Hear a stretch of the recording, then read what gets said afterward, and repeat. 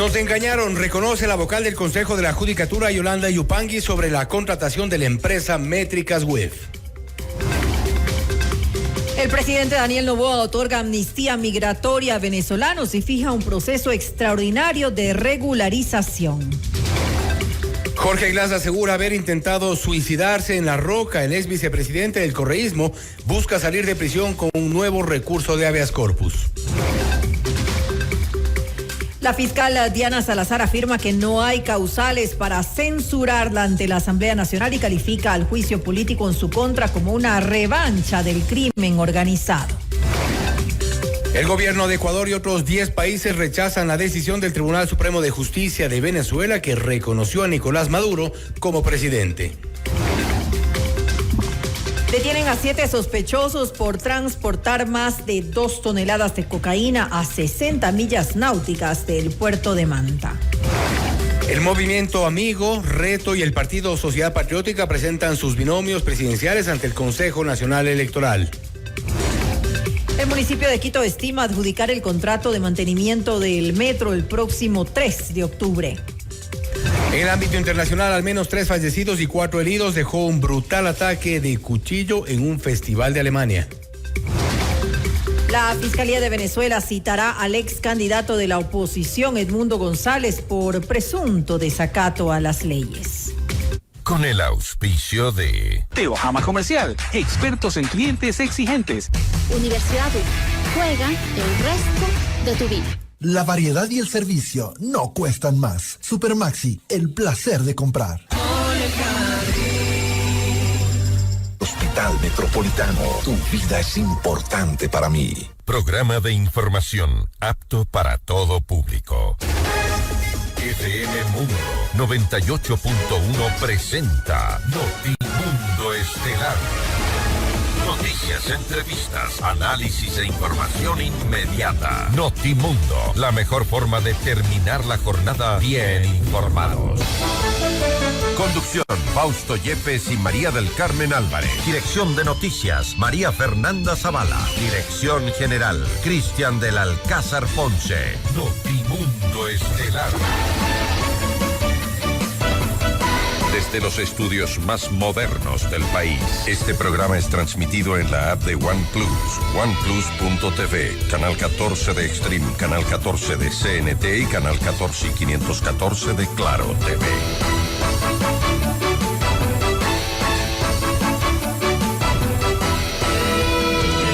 En el contexto del cuestionado y polémico concurso para jueces de la Corte Nacional de Justicia, el Consejo de la Judicatura adelanta que el próximo lunes 26 de agosto habrá decisiones respecto de la continuidad o no de este proceso. Mientras tanto, los vocales reconocen que han sido supuestamente engañados respecto a la contratación de la empresa Métricas Web que realizó las pruebas de confianza. Amigos de FM Mundo 98.1, la radio de las noticias, bienvenidos a Notimundo Estelar. Les saluda Fausto Yepes y junto a María del Carmen Álvarez les contamos lo más destacado en las noticias de estas últimas horas. María del Carmen, buenas tardes. Muy buenas tardes, Fausto y amigos. Como siempre, gracias por acompañarnos en la presente emisión informativa. Estamos pues ya finalizando esta semana, viernes 23 de agosto. Y revisemos pues enseguida nuestra agenda de entrevistas para hoy.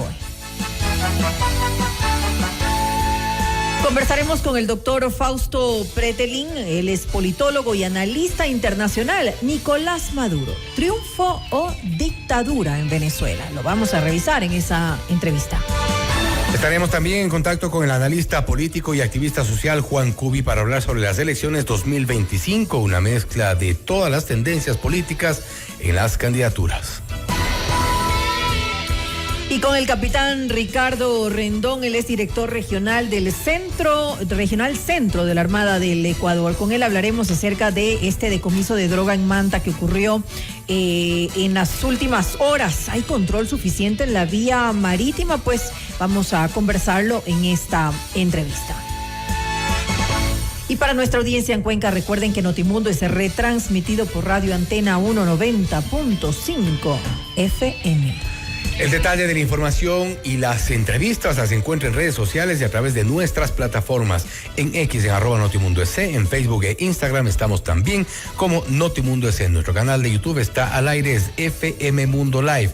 También la invitación de todos los días a la retransmisión de este noticiero por OnePlus, CNT, Extreme y Claro TV, Canal 14, todos los días desde las 7 hasta las 8:30 de la mañana. Amigos, bienvenidos. Le mantenemos al día. Ahora, las noticias.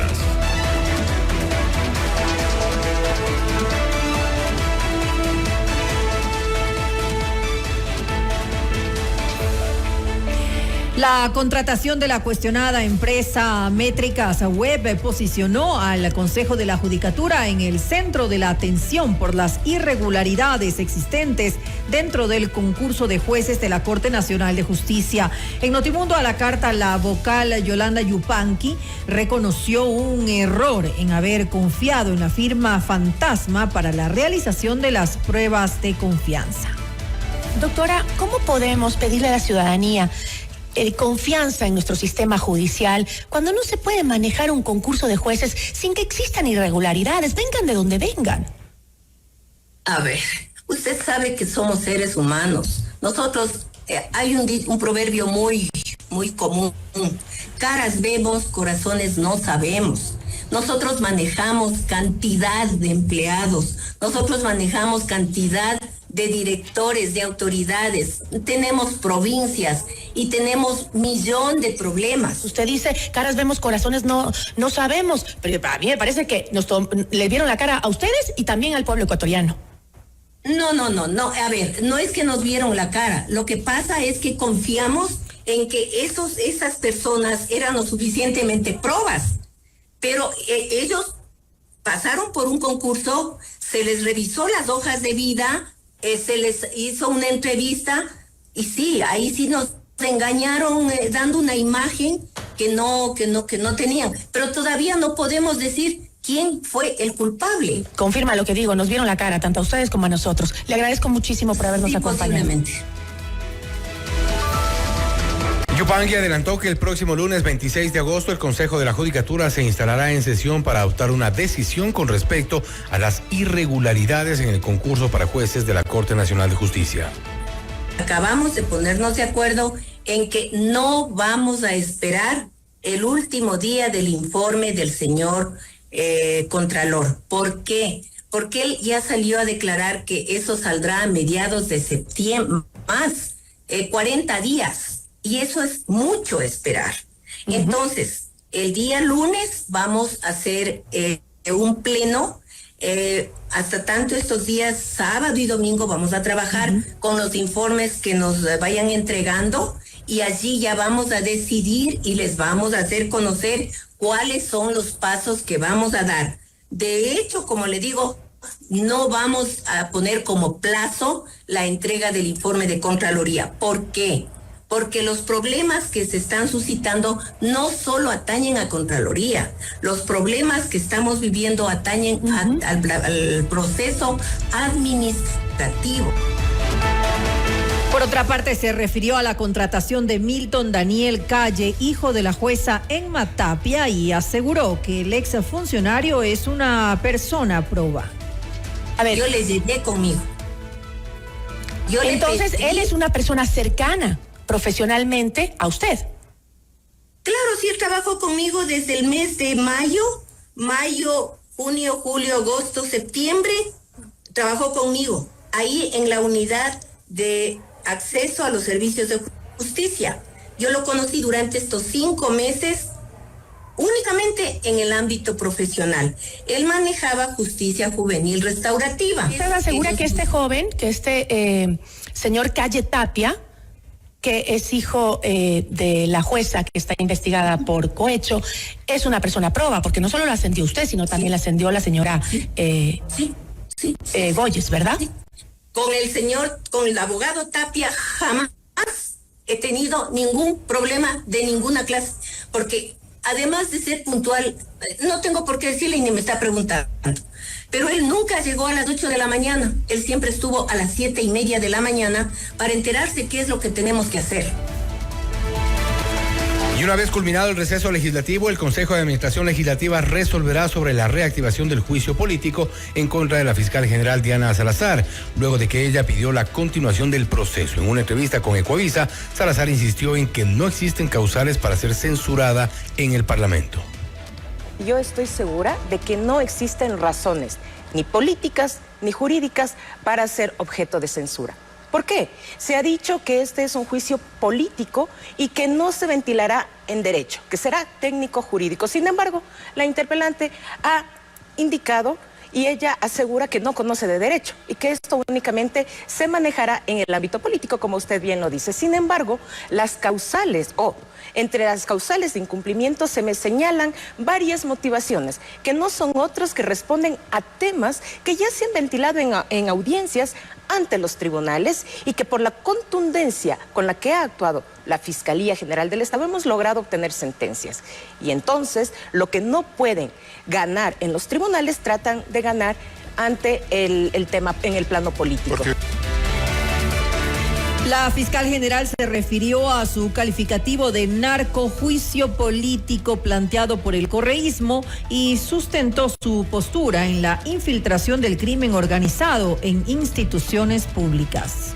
La fiscal general con su equipo de trabajo está organizando la estrategia para descargar cada uno de estos señalamientos de supuestos incumplimientos de funciones. Pero mientras sucede esto, hemos ido demostrando con el desarrollo de los casos la infiltración del narcotráfico en la esfera política. Es que eso es innegable, es innegable. ¿Y este juicio responde a eso?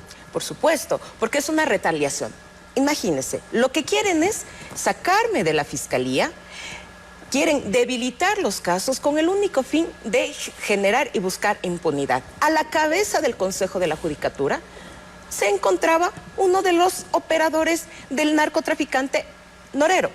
Y usted, la ciudadanía, ha sido testigo de quién fue salvado del juicio político, de la censura. ¿Por qué partido político lo salvaron? Y no quieren que se lo llame narcojuicio. Por otro lado, la fiscal Salazar habló sobre el caso Metástasis y afirmó que Wilman Terán, quien es procesado en la causa, aún mantiene el control de la Corte Nacional de Justicia. Al interior de la cárcel 4, por ejemplo, uno de los procesados en el caso Metástasis, el que fue beneficiado en los últimos días por parte de esta decisión de las señoras juezas, me refiero a Wilman Terán, él está liderando, porque es un líder este ciudadano, él está liderando una campaña de no acogerse al procedimiento abreviado, porque él manifiesta a viva voz que aún mantiene control total de la Corte Nacional de Justicia. Es más, si usted se da cuenta, el día jueves, aquel día jueves en que se dictó este fallo, él llegó de forma victoriosa y dijo, este es un día de triunfo, ya van a ver por qué. Y no se refería a la audiencia Metástasis que ni siquiera se instaló, se refería a aquel fallo que él ya conocía, del cual iba a ser beneficiario. El del habeas corpus. El del habeas corpus. Otro de los temas abordados por Salazar fue los allanamientos a las oficinas de dos juezas en el caso Confortable, a quienes se las señala por presunto cohecho tras conceder un habeas corpus a Wilman Terán para trasladarlo a la cárcel 4 de Quito. De ninguna manera, como usted conoce, nuestro ordenamiento jurídico establece la posibilidad de que en el marco de una investigación previa o de una instrucción fiscal, la Fiscalía pueda liderar varias acciones para acopiar elementos que luego ayuden a sustentar nuestras investigaciones. Este es el caso. Adicionalmente, se ha tratado de tergiversar y decir que el allanamiento ha sido un abuso. Nuestra legislación prevé la posibilidad de que todas las personas en igualdad de condiciones seamos objeto de investigaciones. Y me incluyo. A diario se practican diligencias en estas denuncias que le presentan a la fiscal general. Entonces, déjeme terminar por favor la idea. Ninguna persona está sobre la ley. Si es que eso queremos nosotros dar por sentado, entonces promovamos una reforma en la cual se indique que todos los ecuatorianos serán susceptibles de acciones de investigación, a excepción de 1, 2, 3 o 4 personas intocables que se dirían. Finalmente aclaró los cuestionamientos hacia la investigación para dar con los autores intelectuales del asesinato de Fernando Villavicencio. Diana Salazar destacó que el proceso sigue en curso y está liderado por la fiscal Ana Hidalgo, especializada en lavado de activos. Quiero informar a la ciudadanía, a los familiares de Fernando, a sus hijas, que la investigación no ha parado, no se ha detenido. Existen varios cuerpos de investigación que abarcan todas aquellas inquietudes que han sido presentadas por parte de la señora Zarauz, que estamos nosotros analizando, que debemos manejar con mucha responsabilidad y reserva este tema por lo que implica, pero uno de mis compromisos ha sido, y se lo he reiterado, por ejemplo, a una de las hijas de Fernando, que nosotros vamos a continuar con la investigación.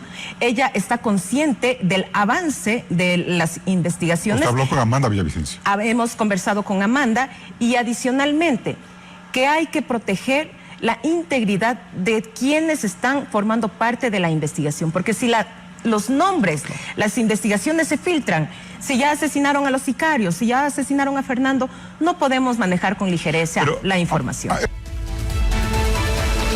Más información, la Fiscalía General del Estado desmintió que personas relacionadas a la mafia albanesa trabajen en la entidad y estén entorpeciendo las investigaciones del denominado caso Pampa.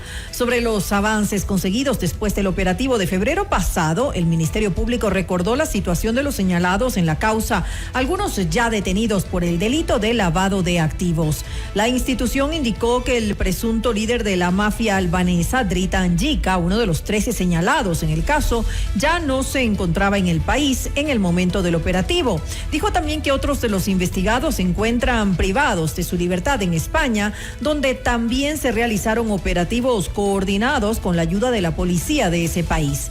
Por otra parte, sobre las empresas relacionadas a la mafia albanesa, la Fiscalía sostuvo que era accionista de 4 empresas y otras relaciones societarias ya se habían disuelto o cancelado.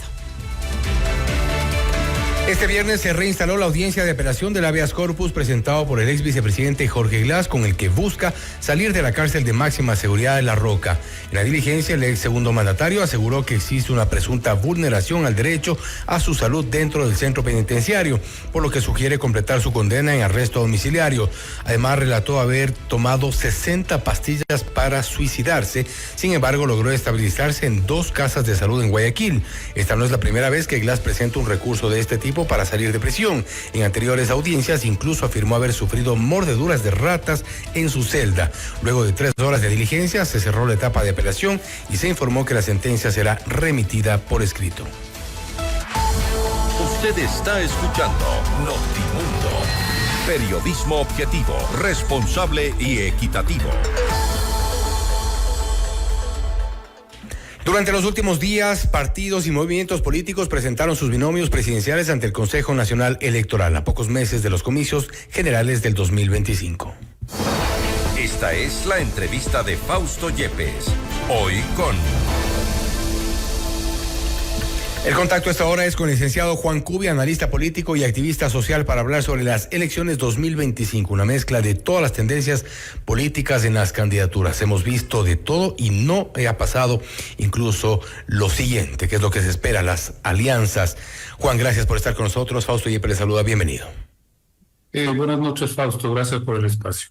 ¿Qué es lo que vemos en el panorama electoral? Cuando ya se han inscrito, hemos visto la presentación de al menos 17 binomios. Se estima que con alianzas podríamos llegar a 12, 15 quizá. No obstante, hemos visto los famosos camisetazos, quizá mucho más que nunca. A ver, que existan 17 binomios es una exageración. Estaba revisando la información histórica de las elecciones, romperíamos un récord de candidaturas para la presidencia de la República. Inclusive bajando por concepto de alianzas a 13 o 14 ya es una barbaridad. ¿Cómo es posible que en un país de 18 millones de habitantes exista tantas opciones presidenciales? Y eso sin hablar de toda la cantidad de partidos que pululan a nivel cantonal, provincial y parroquial. El tema central aquí, Fausto, es que yo creo que hay ciertas líneas de acción electoral que ya están bastante bien definidas y que van a prácticamente normar la estrategia de confrontación electoral. Tiene por un lado usted la candidatura del presidente Noboa, que es una candidatura que de alguna manera está cooptando ya autoridades locales, asambleístas de otros partidos, de ciertas fuerzas para poder consolidar su estrategia con una ventaja. que va a tener todos los recursos del Estado a su favor, algo que no es una novedad porque todos los presidentes lo han hecho. Tiene usted otra línea de intervención que la de los socialcristianos. Prácticamente tienen 4 figuras en los binomios. Tienen al señor Cronfe, al señor Cucalón, a la señora Cristina Reyes y a Jan Topi, que ya fue una propuesta de candidatura social cristiana. Es decir, esto parece un hipódromo donde usted pone 4 o 5 caballos a ver cuál gana o cuál llega segundo. Y una tercera línea es la del correísmo, ¿no? Donde tienen prácticamente 3 candidaturas. Además de Luisa González, está el señor Serrano y el señor Rabascal. Creo que nadie en este país va a pensar que estos personajes se han distanciado, están peleados. No, son harina del mismo costal. Si es que Rafael Correa se reconcilió tan fácilmente con Diego Borja, quien realmente le hizo una serie de cuestionamientos duros, fuertes, graves, es obvio que lo va a poder hacer más fácilmente con Serrano y Rabascal. También son esas apuestas que hacen. ¿Por qué, Fausto? En el caso de Correa, porque necesita desesperadamente esos 4, 6 y ahora pueden ser más de 8, 10% de votos para la segunda vuelta, sin la cual no puede ganar. Ahora bien, en este contexto, y creo que es importante también establecer toda esta suerte de confusión que se genera o se generará ya en el electorado una vez que esté frente a la papeleta, tomando en cuenta que ya es prácticamente imposible identificar quién es de izquierda, quién es de derecha. Hemos visto unos cambios diametralmente opuestos en cuanto a las supuestas ideologías. Esto ya se perdió. Bueno, como usted señala, Fausto, hay una mezcolanza que es inexplicable, ¿no? A menos que obviamente partamos de un análisis más pragmático. Se están lanzando candidaturas para poder captar ciertas dignidades, para poder negociar eventualmente con los que pasen a segunda vuelta y obviamente para poder, algo que es perverso, para poder sostener los cocientes electorales de las tiendas políticas que usualmente tienden a desaparecer. Y eso es grave porque eso implica que no estamos hablando de líneas políticas, ideológicas, estratégicas, sino de opciones de cualquier índole para poder estar presentes en la escena pública, en la escena política, sin mayor trascendencia. Por eso le decía, creo que debemos concentrarnos en aquellas expresiones electorales que eventualmente puedan definir una segunda vuelta. No obstante, ¿verdad, Fausto? Yo no me arriesgo a hacer pronósticos. Fíjese lo que pasó en la última elección. Daniel Noboa, del último lugar o del penúltimo lugar, llegó a la presidencia de la República, prácticamente sin saber leer ni escribir, como se dice comúnmente. Eso podría ocurrir en medio de una volatilidad que es extrema. Estoy pensando en la candidatura del presidente de la República.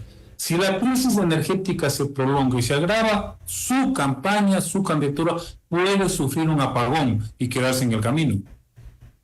Ahora bien, esta estrategia o esta aparente estrategia de aglutinar ciertos candidatos de la misma tendencia para garantizar quizá o pensando en una eventual segunda vuelta, nos hace pensar que además del resto de ingredientes que hemos relatado en esta entrevista, estamos frente a una clase política quizá la más irresponsable de los últimos tiempos. Yo creo que no son irresponsables, Fausto. Yo creo que es una clase política suicida. Porque tal como están manejando estas lógicas, lo que tienden es a no solo a colapsar este país, ¿no?, sino a autodestruirse. Porque en efecto yo creo que el electorado está cansado, está harto de estas manifestaciones totalmente inconsecuentes, incongruentes en la política, está harto de la descomposición que se manifiesta en todas las instituciones. Fíjese a lo que estamos asistiendo con estas revelaciones que a diario se hacen de la mezcla, de la combinación de crimen organizado con política. El tema que sucedió ayer en la Asamblea Nacional con este rechazo del secretario asumiendo una postura que no le corresponde. Es decir, hay una crisis institucional gravísima. Y yo no veo que ninguna fuerza esté realmente proponiendo o apostándole a resolver esa temática, empezando por el tema de la amenaza del narcotráfico y el crimen organizado, una amenaza que probablemente sea la más grave en el último siglo y medio de existencia, ¿no?, de la República del Ecuador. Entonces, más bien lo que están es apostándole a tratar de ganar las elecciones. ¿Para qué? Para perpetuar un modelo de gestión política, de participación política en los espacios formales que solamente apunta a resolver aspiraciones y demandas particulares, grupales y hasta personales. Frente a eso, Fausto, es difícil hacer un pronóstico positivo para el país. Pero es de alguna forma ¿qué tan posible es identificar las necesidades del elector ecuatoriano? Porque ya hemos señalado, y creo que esto ha sido un tema de los últimos procesos electorales, la principal preocupación, la inseguridad, la falta de empleo, por ejemplo, la situación de la salud en nuestro país. Creo que son temas prioritarios, principales, a los cuales irónicamente o ya constantemente los partidos políticos y movimientos no le prestan tanta atención en sí. ¿Qué es lo que busca el elector ahora o qué es lo que podría encontrar en estas propuestas? A ver, el elector ecuatoriano debe estar buscando por obvias razones seguridad, empleo, resolver sus necesidades económicas frente a la crisis. Son cosas inmediatas, urgentes, tangibles, cosas que se la viven a diario. Y fuera de eso usted puede tener una agenda mucho más amplia, más importante. Hay sectores sociales, las mujeres tienen su agenda, los grupos ecologistas tienen su agenda, el movimiento indígena tiene su agenda, ¿sí? Pero el elector común y corriente probablemente se va a decantar por estas posibilidades. El problema, Fausto, es que cualquier candidatura o cualquier fuerza política en disputa va a ofrecer lo que el elector quiere escuchar. Yo creo que ningún binomio se va a hacer libre de prometer cosas para salud, para educación, para empleo, como lo han hecho siempre, vivienda, etcétera, ¿sí? El tema central es quién realmente está proponiendo una salida de fondo para la crisis del país, para esos problemas. ¿Y qué es lo que a qué asistimos, Fausto? Y es que en los procesos políticos electorales, cuando el TikTok se impone sobre los programas, cuando las redes sociales se imponen sobre las ideas y los contenidos, resulta que prácticamente los partidos, las estructuras políticas no tienen mayor utilidad, mayor funcionalidad. Si usted gana las elecciones con un TikTok, quiere decir que los programas, las propuestas, los partidos, las estructuras, las organizaciones no tienen mayor utilidad, al menos en términos electorales. Y entonces va a haber pronto lo que va a ocurrir, ¿no? Ya, porque ya lo hemos vivido. ¿Sí? Las últimas elecciones, el TikTok, las redes sociales han sido fundamentales, determinantes a la hora de que los electores escojan a sus mandatarios. ¿Pero qué sería lo más responsable desde los partidos y movimientos políticos? Hablando, tomando en cuenta que si bien la demanda o lo que busca el elector será seguramente seguridad, será seguramente salud, educación, empleo, sobre todas las cosas, ¿qué es lo que podría hacer o marcar la diferencia en cuanto a las propuestas? Vamos a ver y estamos viendo ya, sin duda, una serie de ofertas en TikTok, en redes sociales, pero ¿hay algo con lo que se pueda marcar una diferencia para creerle a alguno de ellos? Yo realmente no veo que existan diferencias de fondo entre las opciones. Entre estas tres que yo les señalo van a tratar de reproducir en el mismo modelo, con algunas particularidades. ¿Por qué, Fausto?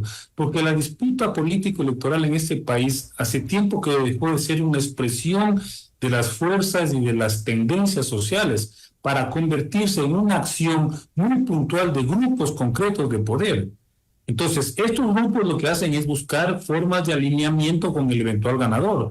Y lamentablemente nuestras élites, sobre todo las élites empresariales, han demostrado una absoluta insensibilidad e irresponsabilidad con el país. ¿Por qué razón? Porque pueden estar en desacuerdo con determinada candidatura, pero en el momento que un candidato llega al sillón de Carondelet, inmediatamente buscan una forma de acomodarse y de sacar provecho. No están pensando realmente en un modelo económico, un modelo productivo, incluso desde su lógica de rentabilidad capitalista, que tenga mediana coherencia. No, buscan acomodarse, buscan que las decisiones estratégicas del gobierno beneficien estas inversiones y estos negocios. Entonces, frente a eso, le pongo, por ejemplo, un ejemplo, el extractivismo. Toda la lógica esta de ofensiva en contra de la naturaleza, de las comunidades, de los pueblos indígenas. Dígame usted, ¿cuál de las candidaturas está dispuesta a renunciar a esa ventaja que implica recibir recursos de la explotación minera? Ninguna. Todas le dan la vuelta, el propio presidente Noboa, que se comprometió, ahora ya está pidiendo ampliar los plazos. Eso va a suceder con cualquiera que llegue al poder. ¿Por qué razón? Porque detrás de esas candidaturas, detrás de esas fuerzas electorales, no hay una fuerza social consistente, estructurada, que pueda marcar una agenda con suficiente capacidad de imposición en el debate público, imposición democrática, obviamente, para que de alguna manera los gobiernos se atengan o se acojan a ciertas líneas de estrategia. Yo no vea el movimiento indígena, que es una expresión fundamental de esa posibilidad de la sociedad. Hoy lo veo que está, como se dice comúnmente, está culipandeando respecto de una posibilidad de aliarse con quienes los persiguieron durante 10 años con el correísmo. ¿Cómo se explica a usted esa posibilidad de que haga una alianza electoral con ese sector político? Ahora bien, mucho más allá de las estrategias que ya hemos analizado en el caso del Partido Social Cristiano, con una serie de candidatos de la misma tendencia, incluso que fueron parte de sus filas, Revolución Ciudadana con una misma lógica, ADN, evidentemente echando mano del oficialismo, del Estado para ser parte de esta campaña, pero hay un resto de candidatos entre los cuales hay, por ejemplo, tenemos un ex juez de la Corte Nacional de Justicia, tenemos ex asambleístas, gente de quien no se conoce prácticamente nada de su trayectoria. ¿Qué pensar de ellos? ¿Qué hacer con este grupo de nuevos políticos o quizá aventureros?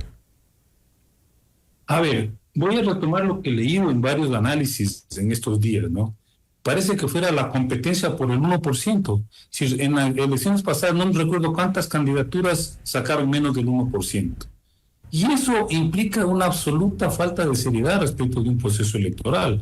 No me sorprendería que esta vez ocurra algo similar, ¿sí? El tema es que ahí, con ese 1%, ni siquiera hay la posibilidad de negociar absolutamente nada. Hay candidaturas, hay partidos que ni siquiera sacan un asambleísta. Esa es la realidad de este país. El tema es que mientras no tengamos un marco político medianamente claro, eso va a seguir proliferando.